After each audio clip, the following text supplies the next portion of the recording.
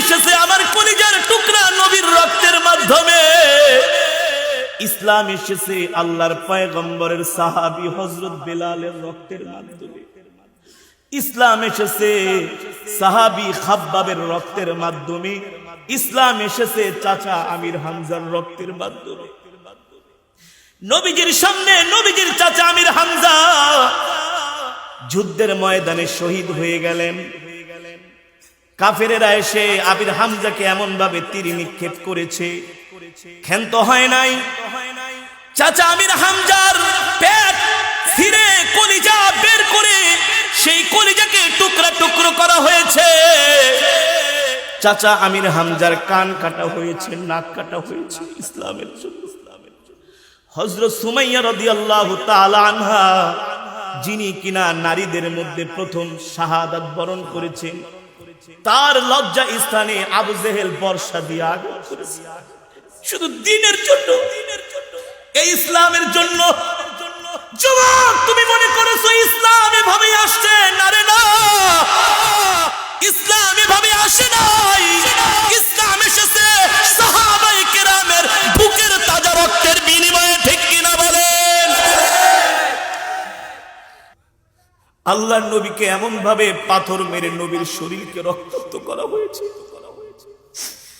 নবীর শরীরের মধ্যে, শরীর মোবারকের মধ্যে এমন ভাবে পাথর আঘাত করেছে, প্রতিটা পাথরের আঘাতে আল্লাহর নবীর শরীরের গোশতগুলো খসে খসে পড়েছে। 1 মাইল 2 মাইল 3 মাইল নয়, 5 মাইল রাস্তা মক্কার কাফেরেরা, তায়েফের কাফেরেরা আমার নবীকে পাথর মেরেছে। শেষ পর্যায়ে এমন একটা জোরে পাথর মারলো, পাথর এসে আমার নবীর পা মোবারকে লাগলো। আল্লাহর নবী এতক্ষণ হাঁটছিলেন, এখন আর হাঁটতেও পারেন না। পাথরের আঘাতে নবীজি তায়েফের ময়দানে লুটায়া পড়লেন। সাথে ছিল নবীজির পালক পুত্র যায়েদ ইবনে হারেসা। যায়েদ ইবনে হারেসা যায় আল্লাহর নবীকে জড়ায় ধরলেন। যায়েদের শরীর ক্ষত বিক্ষত হলো, আল্লাহর নবী হাঁটতে পারে না। নবীর এই করুণ অবস্থা দেখে আল্লাহ সহ্য করতে পারলেন না। জিবরাইলকে বলে, জিবরাইল, আমার বন্ধু কালেমার জন্য, দ্বীনের জন্য তায়েফের ময়দানে কাফেরদের পাথরের আঘাত খেয়ে আমার বন্ধু লুটায়া পড়েছে।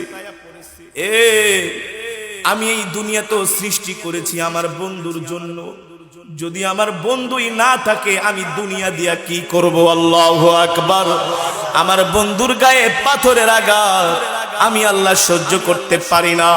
জিবরাইল, যাও যাও যাও, আমার বন্ধুর কাছে যায়া জিজ্ঞেস করো, আমার বন্ধু যদি চায় 1 মুহূর্তের মধ্যে আমি তায়েফবাসীদেরকে পাহাড় দিয়া চাপা দিয়া শেষ করে দেব। আল্লাহর নবী তায়েফের ময়দানে পড়ে আছেন। রাহমাতুল লিল আলামিন বলে, যায়েদ, যায়েদ, আমার জুতাটা মনে হয় পায়ের সাথে লেগে গিয়েছে। আল্লাহর নবীকে এমন জোরে জোরে পাথর মেরেছে, পা থেকে রক্ত বের হয়ে, রক্ত আর জুতা একাকার হয়ে গেছে, আঠার মতো লেগে রয়েছে। রাহমাতুল লিল আলামিন বলে, যায়েদ, জুতাটা একটু টান দিয়া খুলে দাও। যায়েদ ইবনে হারেসা বলেন, আমি যখন জুতাটা টান দিতে গেলাম মনে হয় আল্লাহর নবীর কলিজাটা বের হয়ে যাচ্ছে।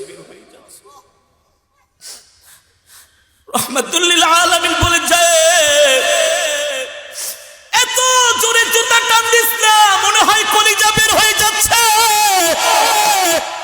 3 দিন পর্যন্ত নবী আমার কিছু খায় না। একে তো 3 দিনের না খাওয়া, বুক বড় আশা নিয়ে আসছিলেন তায়েফের ময়দানে। আল্লাহ,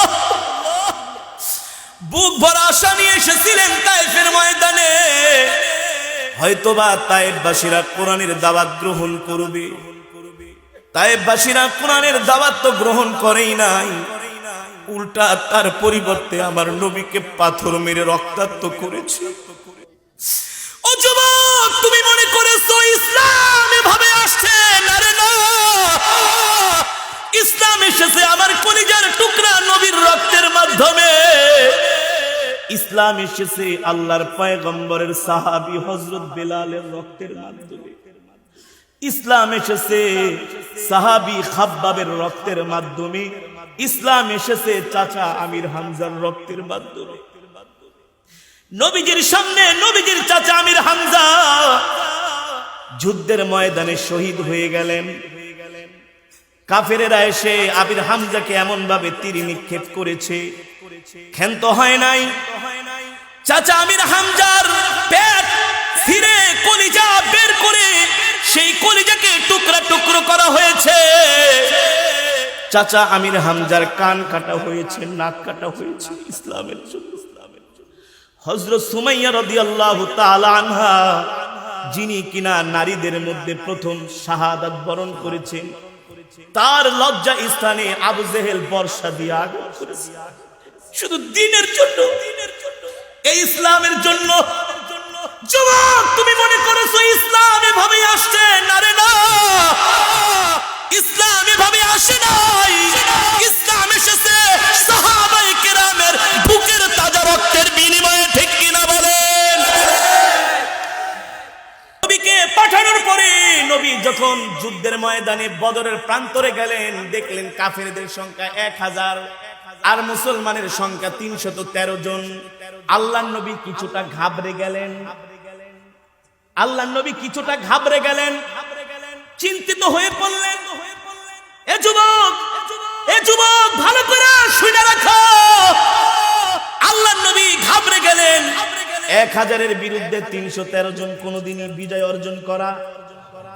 নবীজির চেহারার মধ্যে ক্লান্তির ছাপ, আতঙ্কের ছাপ, ভয়ের ছাপ। নবীজির চেহারা দেখা সাহাবীরা আজ করতে পেরেছেন আল্লাহর নবী পেরেশানি, টেনশন। সাহাবীরা সহ্য করতে পারে নাই। তোমাদের মতো যুবক, তোমাদের মতো টাকরা নওজোয়ান যুবক আনসারদের মধ্য থেকে একজন দাঁড়ায় গেছে। দাঁড়ায় বলো, গো আল্লাহর নবী, আপনি ভয় পাবেন না, চিন্তা করবেন না। একজন আনসার সাহাবী বেঁচে থাকতে আমরা যুদ্ধের ময়দান থেকে আপনাকে ফেলে যাব না। আল্লাহু আকবার! আরো জোরে বলেন আল্লাহু আকবার! মুহাজিরদের পক্ষ থেকে একজন দাঁড়ায় বলো, গো আল্লাহর নবী, আমরা পয়গম্বর মুসার কওমদের মতো বলবো না, আপনি যাই আপনার আল্লাহর জন্য যুদ্ধ করেন, আপনি আপনার আল্লাহ মিল্লাহ যুদ্ধ করেন, এই কথা আমরা বলবো না। আমরা বলবো শরীরে এক বিন্দু রক্ত থাকা পর্যন্ত আল্লাহর নবীকে ছেড়ে আমরা যুদ্ধের ময়দান থেকে পলায়ন করব না। আল্লাহু আকবার! এবার আল্লাহ তাআলা, এবার আল্লাহর নবী শপথ বাক্য পাঠ করাচ্ছেন।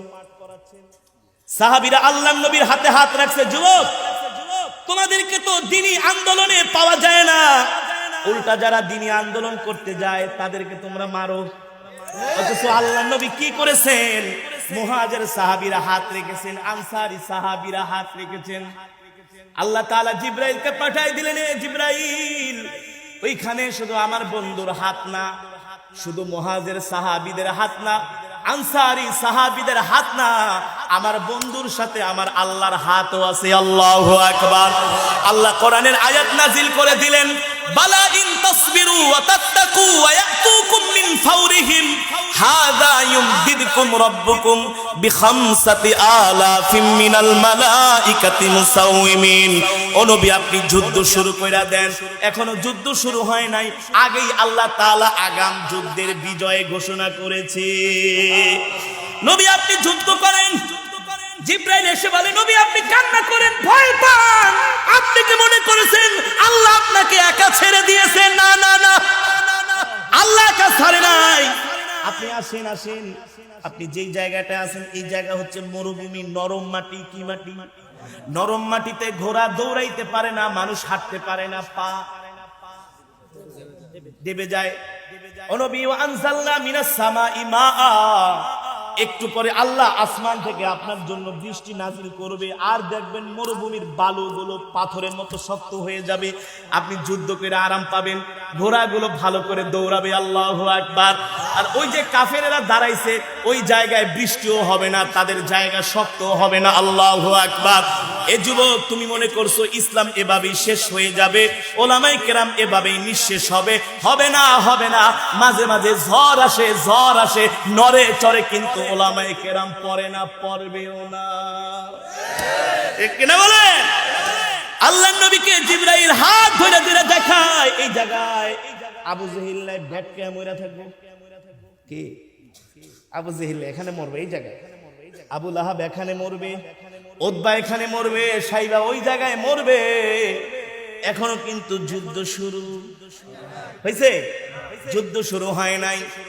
এবার মজার খবর, জিবরাইল বলে আপনি যখন যুদ্ধ শুরু করবেন, ওয়াতুকুম মিন ফাওরিহিম হাদা ইউমদিদকুম রাব্বুকুম বিখামসা আলাফিন মিনাল মালাইকাতি মুসাউমিন। ও নবী, আল্লাহ তাআলা আপনাকে 1000, 2000, 3000 না, ওদের সংখ্যা, কাফেরদের সংখ্যা 1000, আর আল্লাহ আপনাকে 5000 ফেরেশতা দিয়ে সাহায্য করবে। কিন্তু আগে তো নামতে হবে নাকি? আগে কি করতে হবে?